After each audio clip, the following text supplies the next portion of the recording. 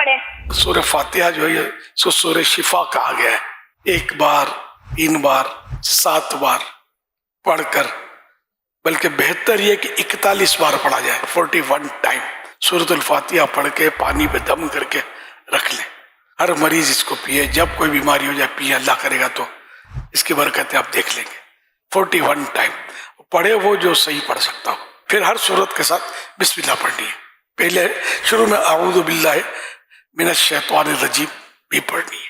اول آخر درود پاک پڑھ لیں شروع میں، پھر 41 پوری ہوئے تو پھر 1 یا 3 بار درود پاک پڑھ لیں. یا آپ کے پاس ایک بہترین روحانی دوا آپ کے گھر میں موجود رہے گی.